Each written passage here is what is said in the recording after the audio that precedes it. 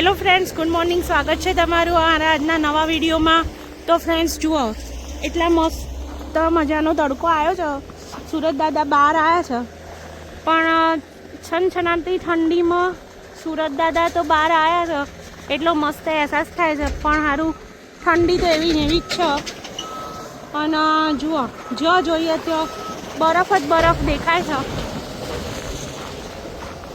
આ સામે ખેતર છે ફ્રેન્ડ્સ. એ ખેતરમાં એ પગ આખા પગ ડૂબી જાય એટલે ઢીચણ સુધીનો બરફ છે. અને આ બમ્પરીઓ અહીં આગળ છે ને બરફ કાઢે છે અત્યારે. જો તમને ખેતર બતાવું, ખેતરમાં તો મસ્ત એવી ચાદર છવાઈ ગઈ છે અત્યારે. જુઓ, ચારે બાજુ જ્યાં જુઓ ત્યાં બરફ જ બરફ, બીજું કશું દેખાતું જ નહીં. અને ફ્રેન્ડ્સ, આ સુરત દાદા આવ્યા છે તો એવું મસ્ત ફીલ થતું હતું ઘરમાંથી તો હા સુરત દાદા બહાર આવ્યા છે. પણ બહાર આવીને તો ઠંડી તો એવી ને એવી જ છે.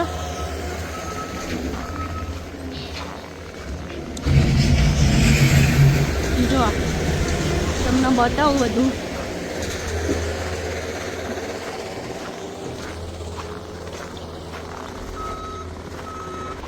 તો ફ્રેન્ડ્સ, મેં તમને થોડાક દિવસ પહેલાં આ વિડીયોમાં એવું કીધું હતું કે ભાઈ આ ભીન અને આ કોથળીઓ જે લાગેલી છે એના વિશે હું તમને થોડું કંઈક કહીશ.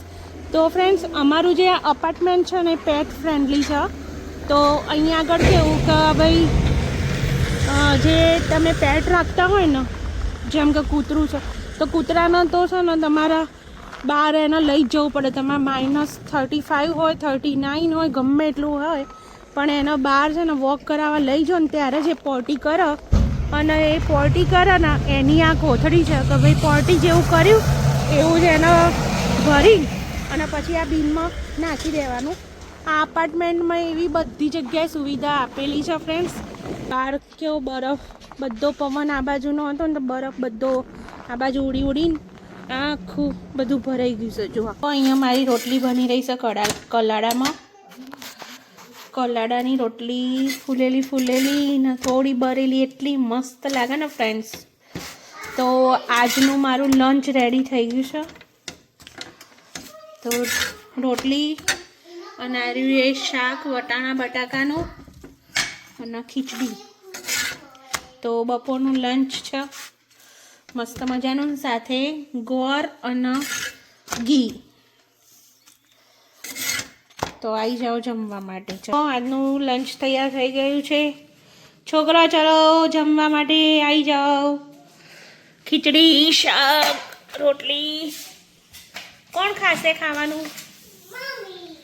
પ્રવ્ય કે રૂંદા? અને પ્રવ્ય નહીં ખાય? તો ચલો ફ્રેન્ડ્સ, હવે રૂંદા અને પ્રવ્યને ખવડાવી દઈએ ખીચડી, શાક, ઘી ને ગોળ. કોને ખાવાનું છે? તો હેલો ફ્રેન્ડ્સ, તો જો છોકરાઓ ખવડાવી બીવડાવીને સુવડાવી દીધા છે. અને હવે છોકરાઓ ઉઠે એ પહેલાં ફટાફટ છે ને પોતું કરવું પડશે. કારણ કે ફ્રેન્ડ્સ, રૂહી હવે આવવાનો ટાઈમ થઈ જવા આવ્યો છે. તો રૂહી આવો એ પહેલાં પોતું કરી કાઢીએ અને છોકરાઓ ઉઠે એ પહેલાં. કારણ કે પછી ઉઠીને તો પછી એક કહેશે મમ્મી ખાવું છે, એક કહેશે દૂધ પીવું છે, એક કહેશે આમ કરવું છે, તેમ કરવું છે. એમ જ પછી ટાઈમ જતો રહે ફ્રેન્ડ્સ, અને પોતું કરવાનો ટાઈમ મળતો નથી. અહીંયા તો ક્યાં એવું છે કે ભાઈ ચલો બાજુવાળાના ઘરે મૂકીને અને પછી કચરા પોતું કરી દઈએ, ચલો બીજું ત્રીજું કામ કરી દઈએ. તો અહીંયા આગળ કેવું ફ્રેન્ડ્સ કે આપણે બધા ટાઈમ છે ને તે સાચવવા પડે. તો હવે છોકરાઓ સૂઈ ગયા છે તો ફટાફટ પોતું કરી નવરા થઈ જઈએ. પછી બસ જોઈએ હવે રૂહી આવે એટલે એને ખવડાવી પીવડાવી પછી શું બનાવાય છે. તો પછી એકલાની તો છોકરા ઉઠશે એટલે એમને ખવડાવી પીવડાવી પાછું સાંજનું ખાવાનું બનાવવાનો ટાઈમ થઈ જશે. એટલે બસ આમ આપણો તો દિવસ પછી થઈ જાય પૂરો.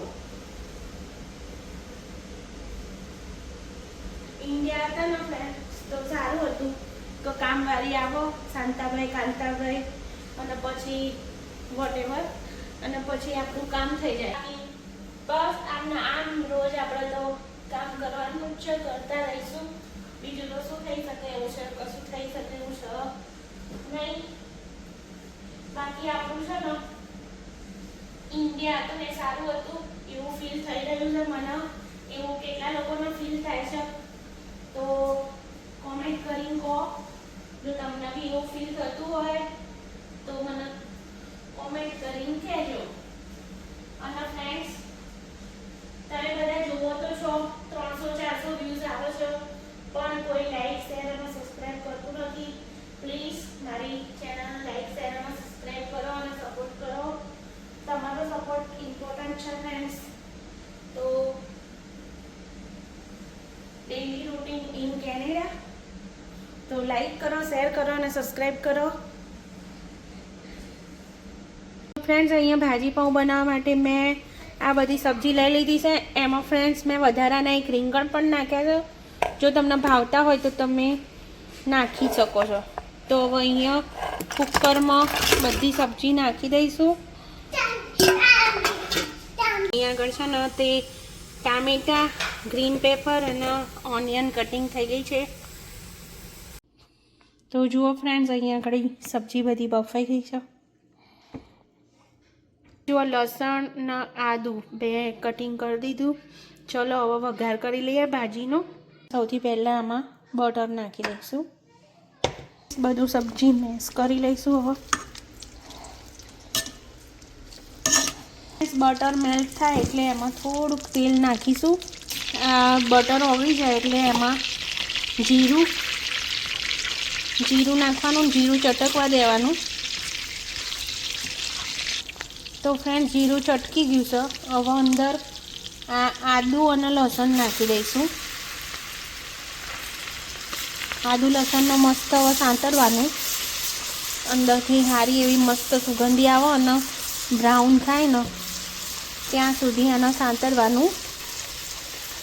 કોન્સ્ટન્ટ ચલાવતા રહેવાનું એટલે બળી ના જાય. અને થોડું મીડિયમ ગેસ ઉપર જ રાખવાનું. તો અંદરથી મસ્ત સ્મેલ આવે છે.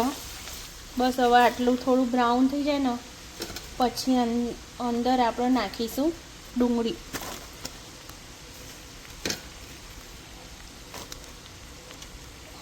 ઘરમાં તો સ્મેલ થઈ ગઈ મસ્ત લસણની, આદુ લસણની. હવે જુઓ, આ ડુંગળી નાખીને હવે આને ડુંગળીને ચડવા દેવાની. હું સાચું કહું ફ્રેન્ડ્સ, મને છે ને આ ઇલેક્ટ્રિક સગડી બિલકુલ ગમતી નહીં. તમે છે ને આ ઇલેક્ટ્રિક સગડીમાં તો ધીમું કરો ને તો હાવ ધીમું થઈ જાય અને ફાસ્ટ કરો ને તો બળી જાય. એટલે મને આ સગડી તો બિલકુલ ગમતી નહીં. પણ અહીંયા શું કરે, કેનેડામાં ઇલેક્ટ્રિક સગડી જ હોય ફ્રેન્ડ. અને જો તમારે ગેસવાળું તમારું પોતાનું ઘર હોય ને તો તમે ગેસવાળી સગડી કરાવી શકો. પણ જો ભાડે રહેતા હોય ને તો એ વસ્તુ પોસિબલ છે નહીં.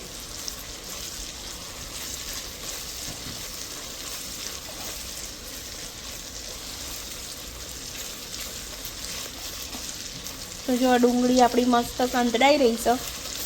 અને આ ડુંગળી સંતળાઈ જાય ને પછી અંદર કેપ્સિકમ અને ટામેટાં બંને હું તો સાથે જ નાખી દઉં છું ફ્રેન્ડ્સ. અને ડુંગળી મસ્ત સંતળાઈ ગઈ છે.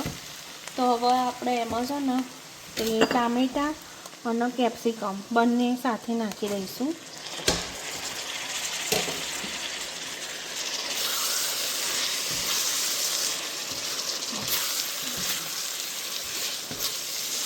તો જુઓ ફ્રેન્ડ્સ, ટામેટાં અને ડુંગળી અને કેપ્સિકમ ચડી ગયા છે. તો હવે એમાં મસાલા કરીશું આપણે. તો સૌથી પહેલાં લાલ મરચું, હળદર, ધાણા જીરું. તો અહીંયા ભાજી પાઉંનો મસાલો.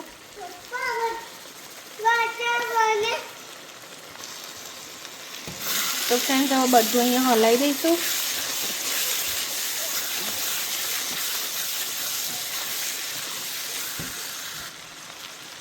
સ્વાદ પ્રમાણે મીઠું,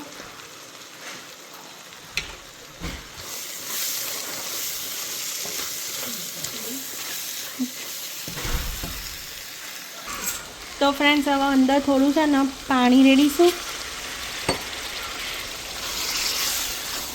અને હવે પાકવા દઈશું મસાલા. જો આ રીતના આને હવે મેશ કરી દઈશું. હજી મેં ભાજી અંદર નાખી નથી, પણ પહેલાં આ મસાલો છે ને એનો મેશ કરી દેવાનો આ રીતે. અને મસાલા આ રીતના સરસ ચડી ગયા હશે ને ફ્રેન્ડ્સ તો ટેસ્ટ એકદમ મસ્ત બનશે, ટેસ્ટી. તો હવે આ બધા છે ને અંદર ભાજી સરસ ભાગી દેવાની. અને ફ્રેન્ડ્સ પછી જરૂર પડે તો પાણી રેડવાનું.